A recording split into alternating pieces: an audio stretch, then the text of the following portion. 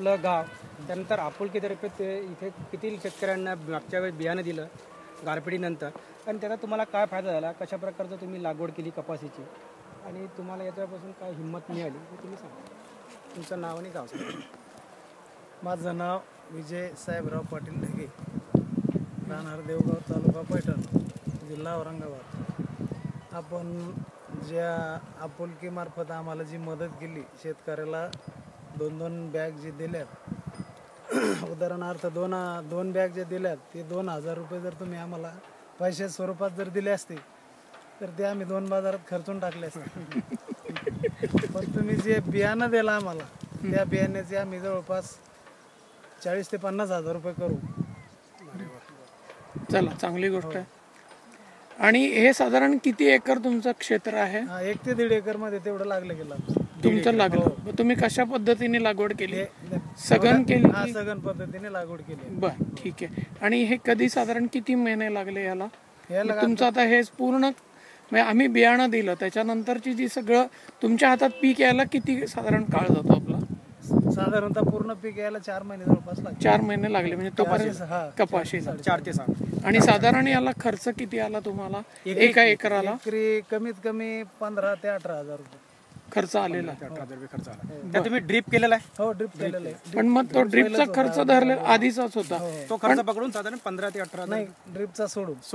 बर. पण काय ह्याच्यात बाकीचा खर्च आला तुम्हाला? बाकी खत, त्याची निंदणी, फवारणी, परत अजून वेचणीला कापूस 25 रुपये 5 रुपये किलो प्रमाण आम्ही वेचतो. 1 क्विंटल कापूस याचा झाला तर 500 रुपये त्याला सहज लागते. बर. साधारण एकरी किती उत्पादन होईल असं वाटतं तुम्हाला? हे सगळं शेत जे आहे तुमचं, हे जे आपण हे सगळं शेत आहे हे सगळं फुल भरलेलं आहे आता, तर या साधारण एकरी कमीत कमी यावर्षी पाऊस कमी असल्यामुळे कमीत कमी 8 ते 10 क्विंटल तुम्हाला व्हायला पाहिजे. पाऊस कमी असल्यामुळे. बर बर. जास्त जर असला तर आम्ही 12-15 पर्यंत. मागच्या वर्षी 5,000 रुपये क्विंटल भाव होता, आता साधारण 4,000 तरी असेलच यावर्षी. 4,000. आता नवीन काही व्यापाऱ्यांनी केले खरेदी सुरू. कितीने सुरू केली, काय भावाने? 4,100 रुपये. 4,100. आपण 4,000 पकडू. समजा तुमचं 12 क्विंटल स्टॉक धरला आपण, भाव रेट वाढते. बरोबर. पण जर बाहेर काढला तुम्ही गट शेती करता बरोबर? तर तुम्हाला काही लोकांना काही आपला माल आधी जाऊ द्यायचा, पैशाची गरज आहे म्हणून, काही तुम्हाला साठवून ठेवता येईल ना? हो, साठवून बरोबर. करून गट शेतीचा हा फायदा जाणवतो का तुम्हाला? हो, जाणवतो. 100%. हा, म्हणजे सगळ्यांनी एकाने सगळं विकण्यापेक्षा सगळ्यांनी मिळून थोडा भाग विकला एकत्र करून, शेतीचा फायदा तर ते सगळ्यांना थोडे थोडे पैसे मिळतील आणि मग फायदा पण तो घेतला तर त्याच्या शेतावर जाऊन आम्ही 4 दिवसाला 8 दिवसाला पाहतो कोणाची काय कशी कंडिशन आहे. त्याने जर समजा एक औषध फवारलं 4 दिवसाला त्याच्या शेतावर जाऊन पाहतो, याचा चांगला रिझल्ट आहे. आपण उगाच काय आता कधी कधी समजा शेतकऱ्यालाही माहित नाही राहत आणि दुकानदाराला तर राहतच. आता तुम्ही त्या ड्रीपमधून जमिनीचा पोत वाढवा, जमिनीचा कस वाढवावा म्हणून त्या ड्रीपमधून एक औषध टाकलं होतं. ते कुठलं औषध होतं? NPK. त्याचा किती खर्च आला तुम्हाला? यांनी सांगितलं 150 रुपये. 150 रुपयाला 1 लिटरची बॉटल. 1 लिटरमध्ये जमिनीचा पोत एका एकराला 150 रुपये. 150 रुपयामध्ये जमिनीचा पोत कमी करण्यासाठी 150 रुपये खर्च. 150 रुपये. आणि बाजूला ते वाढेल, त्याच्या बोंड्या वाढेल आणि कापूस भरपूर येईल. साधारण 12 क्विंटल तुम्हाला होईल अशी अपेक्षा आहे. 12 क्विंटलचा 4,000 जरी रेट पकडला आपण तर 12×48. गट शेतीच्या माध्यमातून जर समजा तुम्ही 6 क्विंटल जर कापूस राखून ठेवला, 6 आधी विकला, तर त्याचा भाव जर समजा 1,000 रुपये वाढला, नंतर जर केला तुम्हाला एक 6-7 हजार रुपये अजून. गट शेतीच्या माध्यमातून शेतकऱ्यांना होणारा फायदा.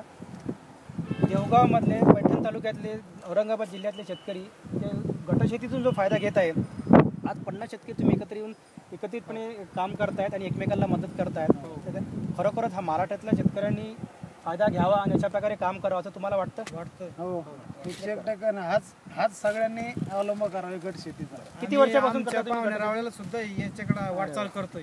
होईल तेवढा आम्ही पाहुणे रावळ्याला पण असं तुम्ही एकत्र आणि काम करा. किती वर्षापासून करताय तुम्ही गट शेती? तरी आम्हाला 8 ते 10 8 ते 10 म्हणजे 8 ते 10 वर्षात एक स्वरूप आपल्याला इथे दिसतंय. एक आदर्श आपल्या महाराष्ट्रासमोर आहे.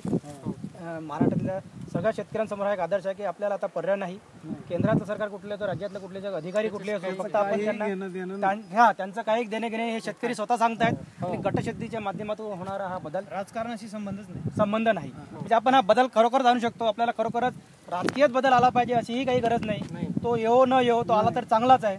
पॉझिटिव्ह गोष्टी असेल तर चांगलाच आहे, पण जर शेतकऱ्यांनी अशा प्रकारचं काम केलं आलं बी तर शेतकऱ्याच्या हिताचं आलं तर चांगलं आहे. पण शेतकऱ्यांनी जर एकत्र येऊन काम केलं तर चित्र नक्कीच बदलू शकते, जसा तो आपल्याला तुम्हाला बदल दिसत आहे. आम्ही हे झालं गटातले जेवढे शेतकरी रोज संध्याकाळी 2 तास आम्ही आम्ही एकत्र बसतो रोज. म्हणजे 50 शेतकरी तुम्ही रोज 2 तास एकत्र बसता, 50 नाही जमले तरी 20 तुम्ही कोणीतरी बसता एकत्रित. हा, असं ज्याचं काही कामाचं आले, शेतीची. हे झालं आपलं शिक्षण, बरोबर आहे. हे रोजच्या रोजचा घेतला आढावा, रोजचा तो घेतला शिक्षण. आज यांनी काय केलं, यांनी काय केलं, सगळ्याच तुम्ही नोंदी ठेवायला पाहिजे. ठेवता नोंदी की आपला खर्च ठेवतोय, पण किती? आता कधी खर्च कधी कमी जास्त. खर्चच आहे. तरुण लक्षात ठेवताय, तुम्हाला थोडंसं मागं पुढे होता पण ठेवायला चालेल. हा, ठीक आहे. आणि हे जी बोंड आहेत हे साधारण किती दिसतात तुम्हाला? एका याला किती बोंड असतात? एका झाडाला या पद्धतीने लागवड केली आहे. एका झाडाला जवळपास 30 आहे. 30 दोन्ही 60 होतात. 60 हो. म्हणजे एका जागेत सगळं लागवड असतं. सगळं लागवड ज्या एका ड्रिपवर 30 काय येणार होतं तिथं 60 झाले. म्हणजे साधारण डबल उत्पादन झालं असं म्हणता येईल. याच्यातला एक खर्च कमी झाला जो आपण 4x4 वर लावित होतो, हा याला पण तेच खत टाकले. तेवढंच खर्च. 4x4 वर लावलास तर तेच खत होतं. 4x4 वर जास्त खर्च. याला पेरून दिलं काही ड्रिप आता एक शेवटचा प्रश्न विचारतो, जसं आपुलकीच्या माध्यमातून तुम्हाला गारपीट आणि या भागातून थोडं उभारी मिळावी म्हणून आपण एक बियाणे दिलं. तुम्हाला काय वाटतं की शहरी लोकांनी तुम्हाला किंवा आपले भाऊ पण असतील आपुलकीच्या माध्यमातून किंवा अजून कोणी असे लोक असतील, त्यांनी शेतकऱ्यांना काय मदत करावी असते? जसं यांनी सांगितलं पैशाच्या रूपाने मदत न न करता करता. असंच काहीतरी हे असं बियाण्याच्या बियाण्याच्या रूपानं जर मदत जर केली, टेकन द्यायचं शेतकऱ्याला. बरं. तुम्ही जसं टेकन दिलंय, चला पुढे आम्ही आहेच पाठीमागे. म्हणजे थोडं जर दिलं तर शेतकरी दाबावला पुढे सरकला. म्हणजे शेतकऱ्या म्हणजे ती ताकद आहे, आहे, फक्त त्या ताकदीला थोडंसं धक्का लावण्याची गरज आहे. पुढे देऊन तुम्ही पळून जरी गेले तरी चालेल, आम्ही चालतोय पुढे. आणि त्या तो धक्का आपुलकीच्या माध्यमातून तुला लावला, असा शेतकरी लोकांना किंवा शहरातल्या लोकांना ज्यांना मदत करायची असेल त्यांनी आपुलकीच्या माध्यमातून किंवा कुठल्या माध्यमातून आपापल्या गावात जरी शेतकऱ्यांना तरी उभं राहायला मदत केली तरी आणि- खूप बरं. बरोबर? आणि करायलाच पाहिजे. करायलाच पाहिजे. ते एक आपला भाऊ म्हणून त्याला हो, हे करायलाच पाहिजे. कर्तव्य आहे. धन्यवाद. तुम्ही इथे आले आणि अशा प्रकारचं काम चालू, आपण आवारावर भेटत राहू. आणि हा संदेश तुमचा आम्ही ज्यांना शेतकऱ्यांकरता किंवा या महाराष्ट्रातल्या जनतेकरता काही करायचं असेल तर त्यांनी खरोखर आपुलकीच्या माध्यमातून जुळावं किंवा स्वतः आपल्या गावात जाऊन शेतकऱ्यांना असं उभं राहण्याकरता मदत करेल. आणि यांचा हा आदर्श जो आहे 50 शेतकरी एकत्र येऊन गटाने एकमेकाला गटा स्वरूपातून शेती करतात, तो एक आदर्श महाराष्ट्राने अंगीकारावा. आपल्या आपुलकी संस्थेनं जी मदत केली त्याबद्दल धन्यवाद.